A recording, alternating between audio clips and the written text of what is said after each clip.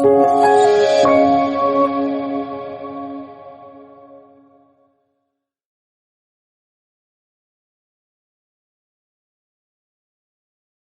quizá antes de empezar, si me dejas, Ana, simplemente agradeceros primero a todos vuestra presencia y agradeceros sobre todo a la Fundación Rafael del Pino, María, Vicente, todo el equipo Macarena, cómo me habéis hecho sentir durante estos 3 días que he estado aquí en la Fundación y también el apoyo que me habéis dado para poder presentar el libro aquí. Para mí es un honor, siempre os he tenido como un referente de la excelencia en España.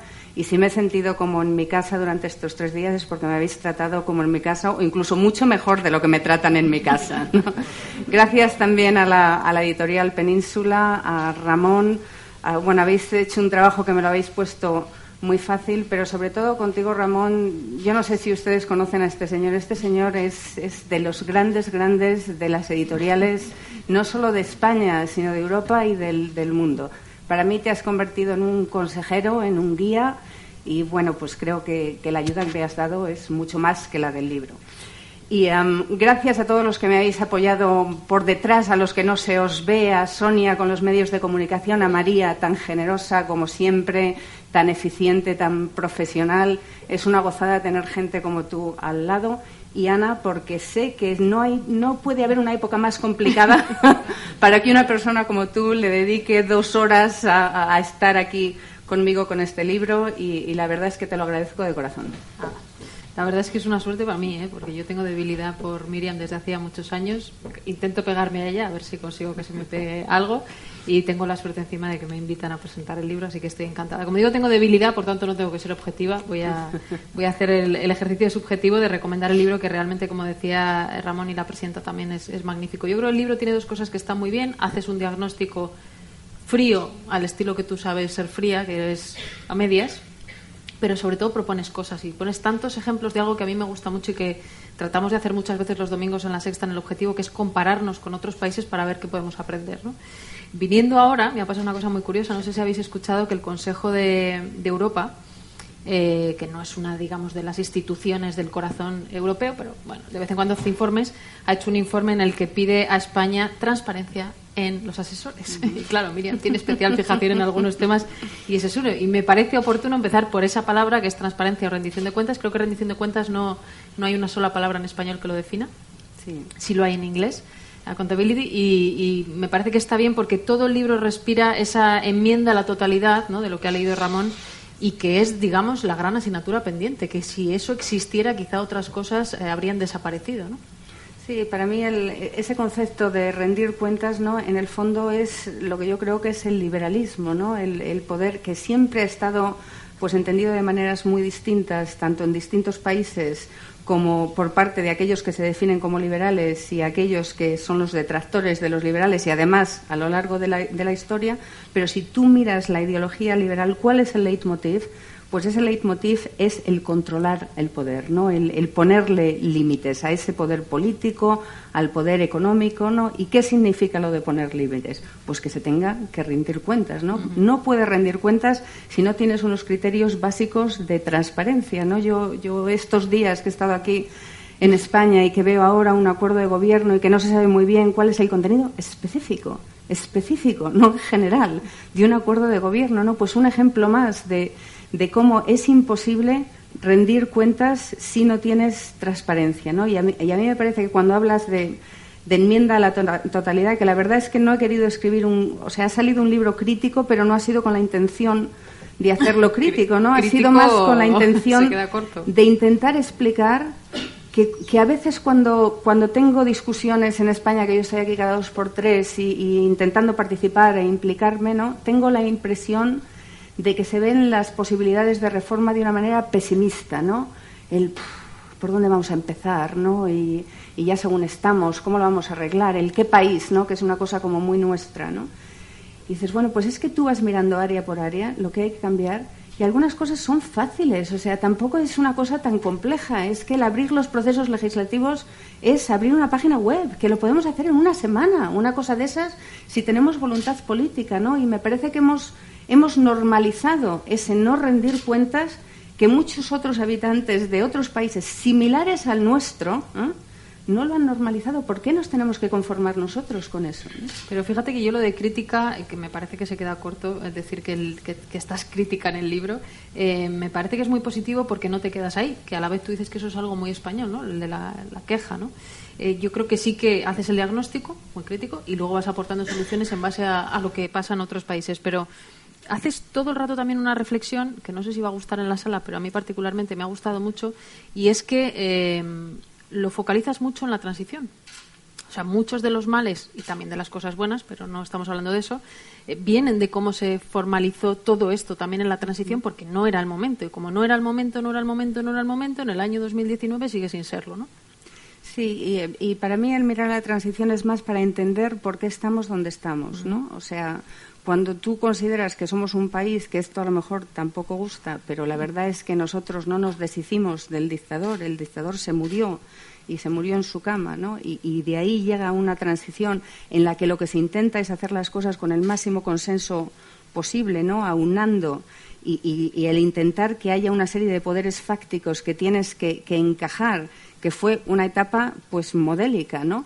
Pero claro, eso implica que tú tienes que hacer una serie de compromisos y parte de esos compromisos es el intentar unir todo lo que puedas y acumular el poder, ¿no? Porque si lo dispersas mucho, pues te puede descarrilar el sistema. Uno de los ejemplos más claros son las listas electorales, ¿no? ¿Por qué no se abren más las listas electorales? Pues porque dices, oye, vamos a sujetar un poco y luego ya que voten a la lista entera, ¿no? Yo lo entiendo perfectamente en ese momento de gran dificultad y, bueno, pues ejemplar de la historia española, pero claro, cosas que valían en ese momento, hace 40 años, pues ya no nos valen. Y lo que no puede ser es que nos instalemos en el inmovilismo durante 4 décadas, ¿no? Sin hacer ningún tipo de reforma esencial, y es ni por siquiera miedo, las fáciles. Por miedo a perder ¿no? el control, es tu tesis. Mi tesis es que se genera un círculo vicioso. Entonces se acumula el poder por parte de los políticos, ese poder no se somete al control, los ciudadanos cada vez se ven más desempoderados para cambiar lo que está ocurriendo y a su vez controlan menos lo que están haciendo los políticos. Entonces, en mi opinión, no es solamente que nosotros hayamos mantenido esa acumulación de poder que se puso en marcha durante la transición, sino que se ha expandido y que se ha expandido en horizontal y se ha expandido en vertical. Entonces, hay instrumentos claros a través de los cuales se ha expandido el control, como, por ejemplo, a través de las manipulaciones de la contratación pública, a través de una legislación que es poco transparente, que es excesiva. Es que son el Círculo de Empresarios, además, ha hecho mediciones sobre el número de páginas que se publican, que se regulan al día. O sea, se legisla como unas 110 páginas al día. Pero ¿es posible que en España tengamos tantos temas que regular como para que nos regulen 110 páginas por día, incluidos sábados y domingos? Pero si eso es imposible, ¿no? O sea, que han ido extendiendo esos tentáculos y como la población pues no tenía esos controles, no los teníamos, al principio les hemos ido dejando, ¿no? Y yo creo que hace falta algo tan fácil como cambiar la tendencia. Yo no te digo ni que las cosas a las que yo apunto sean todas, ni que sean todas acertadas. Estoy segura de que me equivoco en muchas y que hay muchas otras que ni siquiera he considerado, ¿no? Pero a mí me parece que de verdad es momento de iniciar esa reflexión, ¿no? Y de empezar a poner temas sobre la mesa y ver cómo vamos a tener que adaptar el sistema, porque a la vista está de los resultados electorales. Yo creo que si no empezamos a reformar el sistema desde dentro, se va a romper desde fuera. Si alguien te escuchara y no hubiera leído el libro y por primera vez escuchara tu tesis, diría, claro, qué fácil. Viene Míriam González, que ha estado viviendo en el Reino Unido y ahora está en Palo Alto y no está en el día a día, y aquí que hay algún expolítico, no sé si existe la figura, porque el que está en política, pero dirá, qué fácil ella que viene de fuera. Pero haces una cosa muy interesante en el libro y es que señalas ejemplos concretos, incluso que te han afectado a ti, ¿no? En el tema de la contratación pública o en el tema de estar en una reunión cuando tú has sido parte de una firma de abogados y eso puede entrar en conflicto con el papel que tenía tu marido en el gobierno. Eso es posible. En otros países esto está, no sé si regulado, pero se pone en práctica. Pues no, eso es posible. De verdad que es fácil. Pero vamos, que no es que lo sepa yo solo. Es que estoy segura de que todos los que estáis aquí conocéis ejemplos de cosas sensatas que se hacen en otros países, que tampoco hay que copiarles todo, porque, oye, pues yo no defiendo esto de que ahora vamos a ser ni el Reino Unido, ni Dinamarca, ni nada de estas cosas. Porque yo creo que nosotros tenemos que ser nosotros, ¿no? Y que en todos los países hay cosas que se hacen bien y cosas que se hacen mal, pero vamos, que está todo inventado. O sea, que muchas de las cosas que podemos hacer para mejorar nuestro sistema son fáciles y sencillas. A mí siempre me mencionan lo de que, bueno, es que tú vives en el extranjero de dos maneras distintas. La primera, porque, y creo que a lo mejor tienen parte de razón, ¿no? Me dicen, tú sabes que si tienes que pagar un canon, que tienes otros vínculos y que el precio no te resulta tan caro como te resultaría si tú estuvieses aquí el decir ciertas cosas. Y quizá ahí hay un punto de razón, aunque también es verdad que yo conozco cantidad de gente aquí en este país que está diciendo las mismas cosas, pero no las dice en un libro. O sea, que si ellos se atreven a pagar ese canon que muchas veces todos los críticos tenemos que pagar, pues digo yo que todos los demás también podían animarse. Y además es que esto ocurre en muchísimos países. A mí yo me he significado muchísimo con respecto al Brexit y sé que habrá gente que piensa en el Reino Unido que soy terrible por haber dicho las cosas que he dicho del Brexit y bueno, pues las digo la verdad con convicción. Pero sobre todo me lo dicen lo del extranjero en el sentido de decir, bueno, pues es que tú es verdad que estás cada 2 por 3 aquí, pero lo cierto es que llevas muchos años viviendo fuera y bueno, pues no sabes lo que es esto, ¿no? Y yo siempre contesto de la misma manera, es como no. El problema no es que yo lleve muchos años viviendo fuera. El problema es que tú llevas muchos años viviendo en España y estás dando como normales cosas que no lo son, porque no son normales. Me gusta cuando te cabreas. Los nombramientos... que se cabrea de verdad, yo parezco muy moderada a su lado. Vamos a poner ejemplos. Yo te preguntaba, hay algo, no sé si el nombre es comisión de ética o algo parecido, ¿no? Sí. En la estructura del gobierno. Ahora hablamos de la propia estructura del gobierno británico, sí, que nada tiene que ver con la nuestra. Hay una comisión de ética que la gente entiende que hay que pasar por ella. O sea, no es al revés que aquí, que muchas veces lo que se hace es intentar sortearla, ¿no? Sí, y funciona, bueno, yo intento poner ejemplos que no son solamente del sistema británico, ¿no? Pero en realidad, tanto como el contacto con los votantes de los parlamentarios son las dos cosas del sistema británico que a mí me parecen fabulosas y, vuelvo a decir, sencillas, ¿no? Hay un comité de ética dentro del gobierno que depende del Cabinet Office y ahí tienes una serie de personas, son pocas personas además, es que creo que tienen solamente 3 funcionarios dedicados específicamente a eso, una de ellas muy senior, aquí tenemos al embajador británico que lo sabe mucho mejor que yo. Y esta gente se dedica a que, si hay un conflicto, retiran al político. Con lo cual, tú lo único que tienes que dar es la información de esto es lo que estoy haciendo yo como familia del político. Si tú ves que hay algo que tiene que ver directa o indirectamente con esto, tú le retiras. Pues, ¿qué te implica? Yo, como abogada, he tenido que dar información no solo de los casos que yo estaba llevando, ¿no? Con qué empresas, sino también...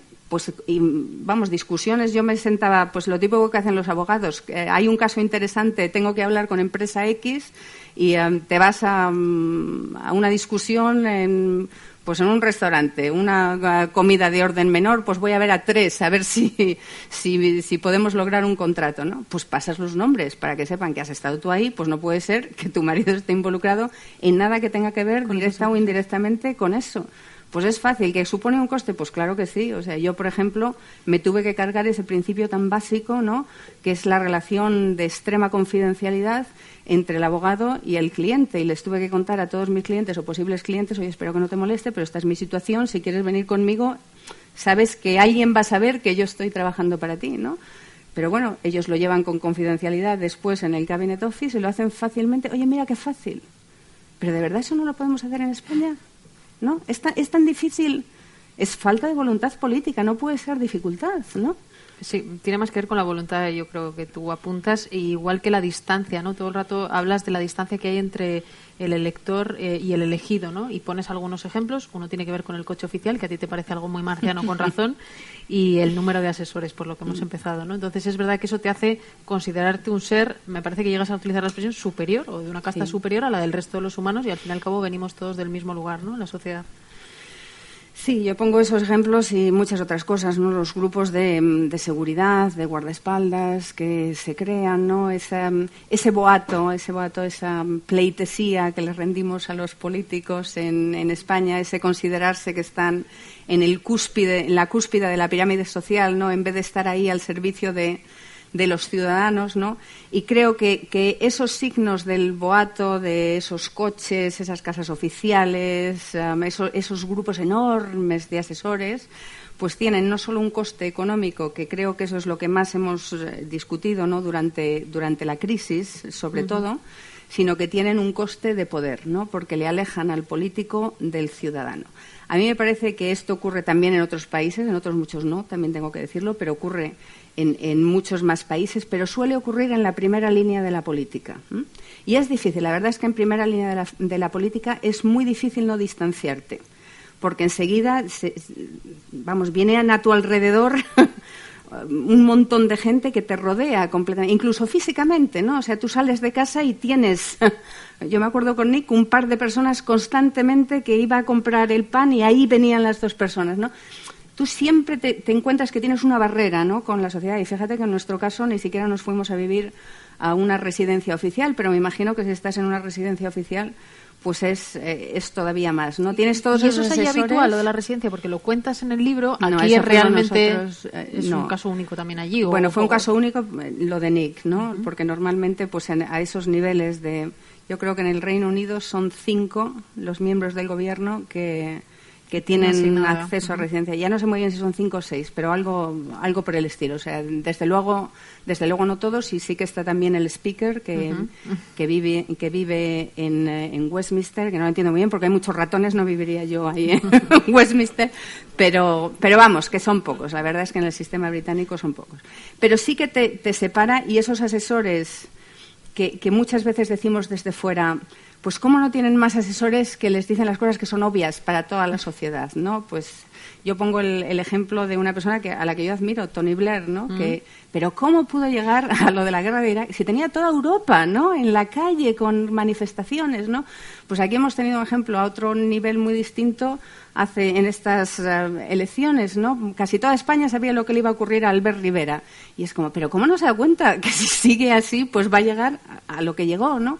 Y sí que en esa primera línea de la política, pues necesitas, entre esos asesores y gente que te rodea, a veces sí que necesitas gente que te diga que lo estás haciendo bien, porque estás en combate permanente, ¿no? Y bueno, pues no puede ser que todo el mundo te esté criticando a todas horas. Entonces ahí se genera ese círculo que a veces te separa. Lo que es absolutamente inusual es lo que nosotros tenemos, que eso no ocurre, ocurre no solo en la primera línea de la política, en la segunda y en la tercera, y en los presidentes de las comunidades autónomas, y en los presidentes de las diputaciones, y en los consejeros, y en los de los cabildos, y hasta en muchos ayuntamientos. O sea, esa transversalidad de la distancia entre todos esos políticos y nosotros, a mí eso sí que me parece que es muy peculiar del sistema español, por lo menos en Europa. Creo que en otros continentes pues ya es muy distinto, ¿no? No tanto por el coste económico, que es verdad que eso se ha hecho también un punto de demagogia en España. Ahorrarte el coste de coches oficiales y asesores no va a solucionar un problema de la sanidad pública, pero sí que es verdad que hace esa distancia. Otro punto que mencionas, que lo has tocado antes con el tema de la contratación pública, es el de la corrupción, que te preguntan mucho, ¿cómo puede haber tantos políticos corruptos en España? Y tú siempre dices, bueno, es que la gente los vota. Y hemos visto casos claros de gente en procesos judiciales abiertos, señalados por la justicia, que se presentaron unas elecciones y aumentan la distancia con el competidor. Claro, los políticos no vienen de Marte y los políticos corruptos tampoco, ¿no? Sí, bueno, pues eso es como, ¿por qué está el presidente del gobierno británico ahí? Pues estará, no le han votado, pero estará porque seguramente le van a votar, ¿no? ¿Por qué está Trump en Estados Unidos? Pues porque la gente le vota, ¿no? ¿Por qué hay políticos corruptos en España que llevan casos repetidos de corrupción? Pues porque les votamos. O sea, nosotros somos una democracia, y lo que yo intento decir con eso, que a veces se entiende, porque yo sé que en el caso concreto, pues lo que mira son las opciones, ¿no? Y muchas veces pues no tienes mucho donde elegir, ¿no? Pero lo único que quiero decir con eso es que al final la responsabilidad es nuestra, ¿no? Y que nosotros a veces nos hacemos cómplices, y que muchas veces no somos conscientes de la importancia que tiene nuestro voto. Pero yo creo que sobre corrupción, pues lo mismo. Hablamos de la corrupción en España como que es una plaga que jamás vamos a poder eliminar y esa manera de entenderlo como que la picaresca española, ¿no? Es que nosotros somos distintos. Que nosotros no somos distintos, de verdad, que nosotros no somos mucho peor ni mucho mejor que los ciudadanos de otros sitios. Que si los ciudadanos de otro sitio tuviesen el sistema que tenemos nosotros, pues estarían ocurriendo los casos de corrupción política que ocurren en nuestro país como nos ocurren a nosotros, ¿no? Y para mí el problema es del sistema. Y una de las cosas que más me llama la atención sobre la corrupción, que sé que es un tema que no le gusta tocar a nadie, o sea que lo hago a sabiendas de que muchos preferían que este fuese un tabú, ¿no? Pero no puede ser que nos hemos encontrado con un montón de casos de corrupción a todos los niveles. Que efectivamente muchos de esos casos han empezado a ir por la vía judicial, que eso está muy bien, pues con todo el condicionante de que en España la justicia es demasiado lenta y no sé cuántos años hemos tenido para reformarlo y no lo hemos reformado. Pero bueno, ahí sigue por la vía judicial. Pero en vez de cambiar el sistema, nosotros lo que hacemos es seguir con el sistema como estaba. Pero eso tiene sentido, si es que eso no es racional. Digo yo que habrá que reforzar el sistema. Y hay cosas que ocurren en muchos otros países, en Alemania, en Francia. Alemania no tiene un suprarregulador específico, pero sí que tiene muchos más controles. Pero en Francia, en Estados Unidos, en el Reino Unido, hay un suprarregulador sobre la competencia, pero es que en Estados Unidos ponen multas a las empresas de 1.000 y pico millones de dólares. Pues es que cuando han puesto 2 multas de 1.000 y pico millones de dólares, pues ya ha entendido todo el mundo lo que no se puede hacer con corrupción, si es tan fácil como eso. La cuestión es quién lo hace. ¿Quién? ¿Qué partido? ¿Qué partidos? ¿Quién se pone a esto en España?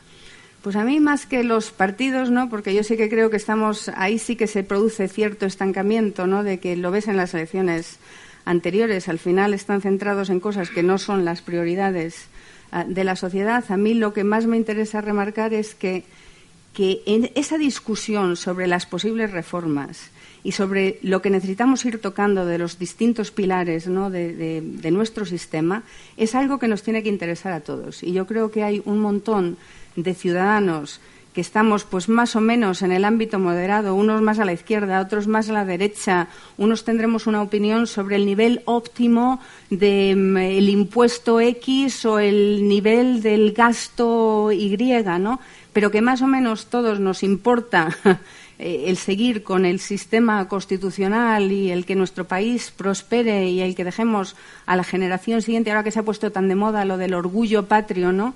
Pues el único orgullo patrio es que dejemos un país mejor para los siguientes que el que nos han dado a nosotros, ¿no? Y bien poco que ha hecho mi generación, porque la verdad es que hemos estado absolutamente parados, ¿no? Pues yo creo que es ese movimiento más popular, ¿no? Ese clamor social, lo que no hemos logrado generar, ¿no? Yo creo que esa acumulación de poder ha dado lugar a muchísima apatía y a mí me sorprende muchísimo. Yo hago muchas cosas de corte social con mujeres y con niñas, con Inspiring Girls.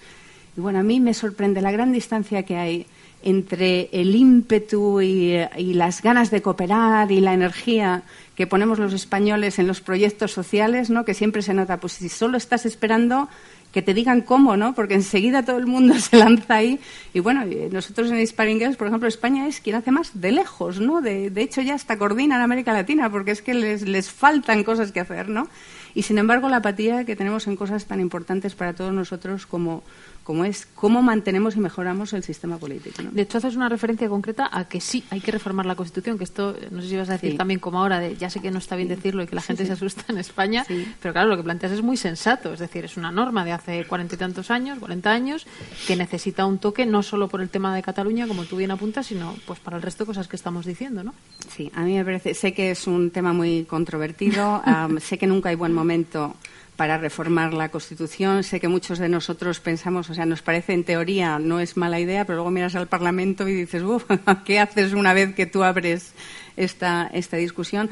Pero sí que creo que eso es una discusión que tiene que ir por fases, ¿no? Y desde luego a mí me parece que empezar a considerar una primera fase técnica, solamente de ver qué es lo que se hace en otros sitios y nosotros no hacemos, cuáles son los artículos que quizá uno idealmente considerar y cómo lo considerar, cuáles son las opciones y que luego tú puedas cerrarlo si no va en la buena dirección o continuarlo como sea necesario, sí que me parece que ya es hora de empezar, ¿no? Porque al final, pues es que si no empiezas eso, está claro que vamos a tardar otros 10 años en poder hacer nada interesante y, bueno, yo creo que entre todos, yo como soy siempre optimista, pues siempre me parece que incluso cuando vemos las cosas muy negativamente en la política del día a día, pues quizá eso es lo que necesitamos para darnos cuenta de que las tenemos que hacer de otra manera e implicarnos más. Pero de verdad que no es todo reforma de la Constitución.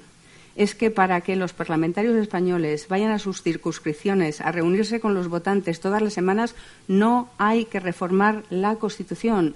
Es que para que los organismos que tenemos dedicados a controlar si efectivamente se da transparencia a todos los contratos públicos y se haga en una página web, no hace falta cambiar la Constitución.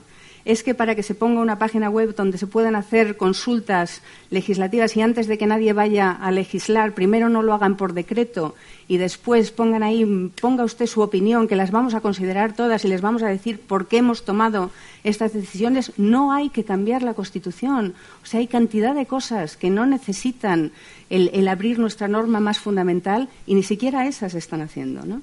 Das una cifra, dices que en España calculas que hay entre 300.000 y 400.000 políticos, que es una cifra que nos hizo dudar y de ahí, de la duda, nació uno de los proyectos de Neutral, que es Transparentia, el único buscador de sueldos públicos que hay en España, que curiosamente lo ha hecho una empresa privada, que es Neutral, en el que puedes buscar el sueldo de cualquier político, pero hemos hecho un añadido que me parece todavía más interesante, que es buscar los presupuestos de cualquier pueblo o ciudad de España que están en un Excel del Ministerio de Hacienda y que nadie consulta. Lo que hacemos es convertirlo en algo accesible, que lo convierte en algo transparente y que te permite ver, pues en tu pueblo, en Olmedo, ¿no?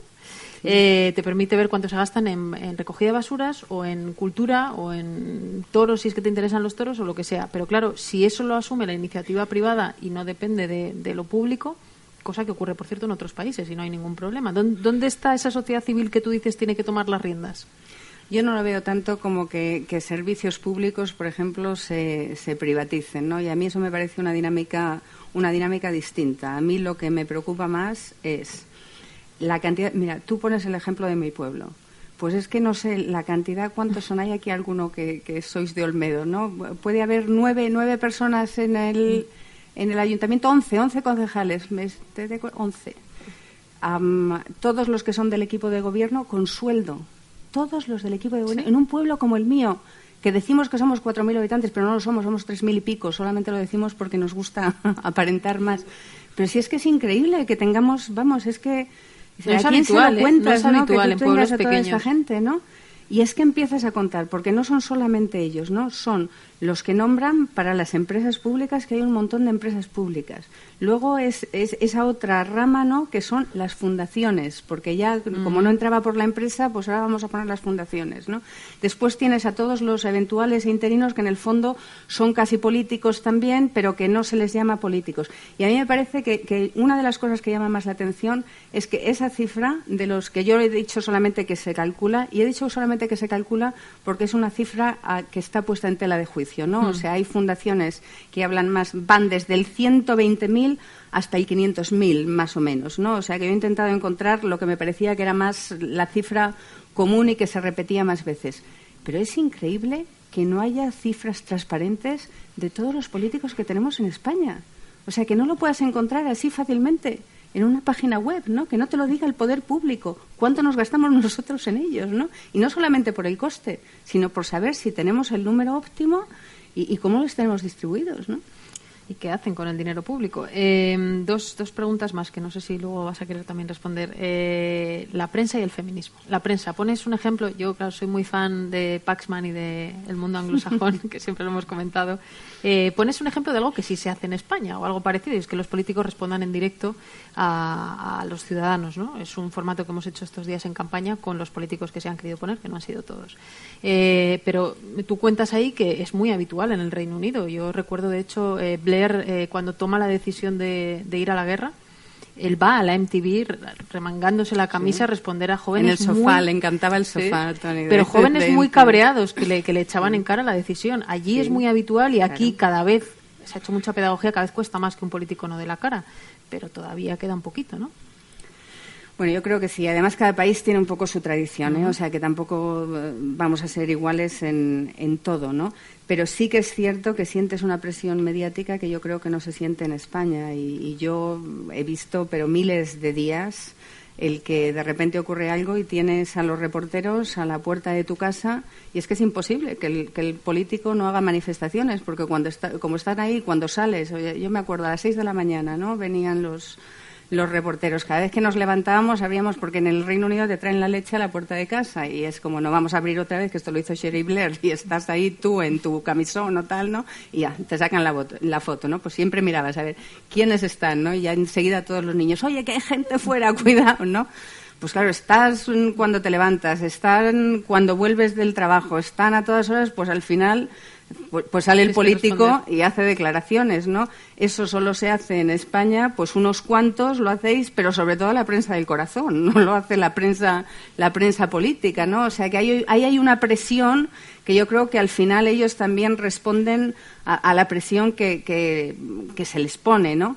Pero de todas maneras sí que hay una corriente que ya se ve en el Reino Unido y se ve también muy claramente en Estados Unidos, y creo que aquí también, ¿no?, de limitar ese derecho a la libertad de expresión, ¿no? Pues con Trump se ve muy claramente con el haber prohibido a CNN varias veces, ¿no? En el Reino Unido se ve ahora con Boris Johnson el intentar no hacer ruedas de prensa, sino que hace cosas directamente él con las redes sociales, que claro, es mucho más fácil que si está un periodista profesional preguntándote, y aquí pues ya lo hemos visto con Vox prohibiendo, vetando a Prisa, que está directamente tomado del manual de Trump, ¿no? Del feminismo también. Sí. Recuerdo que se viralizó un vídeo tuyo haciendo una defensa apasionada de la igualdad. Yo creo que este país es mucho mejor desde que el 8 de marzo de hace 2 años se normalizó decir que se puede ser feminista y simplemente es que mi hijo y mi hija tengan las mismas igualdad de oportunidades, no que sean iguales. Y tú siempre has hecho una defensa de eso, que no sé si también viene de que fuera es una cosa mucho más extendida por la tradición también cultural de los países en los que has vivido, y si te sigue chocando o no, si has mirado ese cambio de otra manera en España. No, yo siempre he pensado, se ve mucho en muchas tendencias políticas, ¿no? Hay cosas que empiezan, yo creo que la tendencia es que empieza en Estados Unidos, en los países más grandes. Nos llega a Europa, normalmente nos llegaba antes por el Reino Unido, pasa por Europa continental y en algún momento nos llega a España, ¿no? Se ve, por ejemplo, pues cuando decíamos nosotros, no, España es completamente distinta en cómo se toma la inmigración, ¿no? Decía, no, que empieza la ola, que empieza por Estados Unidos, que llega al Reino Unido, que llega al resto de Europa y llega a España, ¿no? Pues con el feminismo es una cosa un poco parecida. Y sí que es verdad que la discusión sobre el feminismo lleva como quizá de 8 a 10 años de retraso con respecto a cómo se hablaban de este tema también en el Reino Unido, y las americanas y americanos empezaron antes, ¿no? De hecho, ellos ya están casi en vuelta de la ola, que es también muy preocupante, ¿no? Pero todas esas discusiones que a mí me parecen absurdas, ¿no? De qué es ser feminista, y ya no te pones de acuerdo en lo que es ser feminista. ¿Y es una cosa política o tiene que ser feminismo con etiquetas, ¿no? Y es como, mire usted, feminismo es una cosa tan básica como que somos todos iguales independientemente de los cromosomas. No es una cosa de dividir, es una cosa de unir. Y no puede ser que haya un 51% de la población que tenga menos poder del que les corresponde. Y llámelo X, porque me da absolutamente igual cómo lo llame. Por cierto, al no racismo no se le llama nada. A la no discriminación religiosa no se le llama nada. No entiendo por qué a la no discriminación por género lo hemos llamado feminismo y nos hemos puesto a discutir luego sobre lo que es feminismo, ¿no? Es una pérdida de energía absurda, pero ¿no? Es feminismo, ¿no? En todos los países del mundo se entiende. Yo siempre me he definido como feminista y de verdad que lo que ¿no? me importa es la sustancia, ¿no? Más que cómo lo quieran llamar, ¿no? Bueno, llegamos a la parte medular. No voy a hablar del color que has elegido para tus zapatos y para tu jersey, porque mi abrigo es del mismo color y lo he dejado fuera. ¿Cómo es posible, Míriam González, cómo es posible que tú no estés en política en España? Te lo llevo preguntando muchos años. Es incomprensible que alguien con tu energía y con tu capacidad de análisis, mucha gente seguramente aquí, incluso los que no te conocían, no lo entiendan. ¿Alguna vez te han tentado? Esto sí. No me han tentado. ¿No? No. Y bueno, pues yo no estoy en política. Directamente no lo sé, pero es muy difícil pensarlo. No estoy en política en España, primero porque yo no estoy en España. Entonces, las cosas que no pueden ser, pues no pueden ser y además son imposibles, ¿no? Pero sí que te tengo que decir que... Y además, por cierto, esa es parte de la razón por la que yo publico el libro, ¿no? O sea, a mí me parece que la única manera que tengo de contribuir es pues poniendo un poco mis ideas a la luz pública, con toda la humildad, sabiendo que seguramente en muchas de ellas me equivoco, pero que no lo puedo hacer de otra manera. Y va con esa filosofía que yo tengo de que nos tenemos que implicar todos pues mucho más, ¿no? Y creo que nadie puede interpretar que me estoy posicionando una cosa de esas, pues porque es que yo, vivo a miles y miles de kilómetros, ¿no? Pero sí que es cierto que para mí hay un antes y un después del 2016. O sea, yo antes del 2016 pues he sido hija de político, he estado casada con un político, yo hacía bromas cada 2 por 3, ya solo me falta que un hijo me salga político, trabajé para políticos en Bruselas y siempre he estado intentando pues ayudar, ¿no? Pero siempre ha sido desde, quizá mucho más desde atrás, ¿no? Y sin significarme yo tanto, ¿no? Pero en el 2016, cuando yo ahí vi directamente pues el Brexit, que fue un choque monumental, y cuando vi la elección de Trump, fue como, ojo, que cosas que yo he dado... es que yo he asumido que siempre mis hijos se iban a beneficiar de los principios y del marco multilateral e internacional de las libertades fundamentales, de ese consenso internacional sobre el compromiso, ¿no? Cosas que me parecían que era básico, ¿no? Y que nunca se iban a cuestionar, y de repente las ves cuestionadas, ¿no? Y dices, cuidado, que es que si no nos ponemos todos aquí a contribuir, ¿no? Tengamos el coste que tengamos, pues es que puede que esto desaparezca, ¿no? Y yo, para mí, mi obsesión es siempre que ni mis hijos ni ninguna de las niñas con las que yo trabajo, ninguno, me pueda venir el día de mañana y decirme, ¿dónde estabas tú? ¿Pero qué estabas tú haciendo cuando todo esto estaba ocurriendo y no te significaste, ¿no? Y creo que todos nos tenemos que hacer un poco también esa pregunta. Para mí fue la ocasión en la que en el Reino Unido decidí significarme muchísimo, no solo con empresas y asociaciones, sino que intenté darle, pues en la medida de lo posible, ponerle una voz a las emociones de los europeos que habíamos vivido allí durante mucho tiempo, y que creo que no se entendía muy bien, ¿no?, todo lo que pasaba por nuestra cabeza cuando habíamos estado contribuyendo al país y de repente sentíamos esa sensación de rechazo. Y aquí pues lo he intentado hacer con el libro, pero que mi llamada a todos es que encontrad el sitio en el que queráis contribuir, la manera de contribuir. A mí me parece que contribuir en política no es necesariamente presentarte como candidato a intentar ser parlamentario. Hay muchísimas otras maneras de colaborar, y además ahora pues con la tecnología es muy fácil hacerlo. Pero encuentra la manera, porque si no es que están en riesgo cosas muy, muy básicas. ¿No? Que ni te lo planteas, ¿no? Que me has hecho así. Pues mira, mi vida nunca ha sido un plan, siempre ha sido una aventura, no, así que Dios dirá. Eso ya me va gustando más. No, pero es verdad que el único reproche, por no echarte solo flores, es verdad que tú pides acción continuamente en tus exposiciones públicas de todo tipo, en el libro y lo que acabas de decir. Sí. Sin embargo, alguien te puede decir, sí, pero tú sales en los medios, en el Reino Unido es verdad que te partiste mucho la cara, sí, pero lo haces siempre desde fuera, o sea, no estás dentro del sistema para cambiarlo. Por eso te decía yo de la parlamentaria no me puedo presentar ni a concejal de mi pueblo o hombre, a alcalde, que me encantaría. Puedes, ¿eh? ¿No? Porque no estoy viviendo allí, yo tengo mucha maleta conmigo, ¿no? Pero sí que creo que en todo lo que he defendido pues he intentado implicarme, ¿no? Yo defiendo el feminismo y con la ayuda de un montón de mujeres, muchas que están aquí y muchas que no están, pues es que hemos montado un movimiento internacional que estamos ya en 14 países, ¿no? O sea que creo que se pueden hacer un montón de cosas y que hoy en día son fáciles, porque de verdad que la gente quiere ayudar, ¿eh? O sea, que solamente pues intentar buscar la manera de hacerlo, ¿no? Y ya termino con esta, que si no... ¿El centro liberal existe en España ahora mismo? Yo nunca pondría centro y liberal, porque solo a mí me parece que el liberalismo no es necesariamente de centro, ¿no? Uh-huh. Y a mí me parece que uno de los dramas fue ese movimiento hacia la derecha de Ciudadanos, ¿no? Yo creo que se discutía durante mucho tiempo si Ciudadanos era liberal o no era liberal y bueno, pues esto es como lo del feminismo. Nos podemos pasar horas y horas discutiendo académicamente sobre si esta política concreta es liberal o no. Pues al final ninguno de los partidos es ideológicamente puro y oye, pues todo es una tendencia, más o menos. Pero bueno, iba por esa línea y yo creo que ese movimiento claro hacia la derecha hace pues que se llegue al fracaso de Ciudadanos, porque hay muchos votantes que para qué van a votar a una copia si tienen 2 originales, ni siquiera 1 o 2 originales a los cuales elegir, pero sí que creo que esa interpretación, que además hoy he pasado todo el día hoy y ayer haciendo entrevistas y surge mucho esa pregunta, ¿no? El colapso del Partido Liberales, no.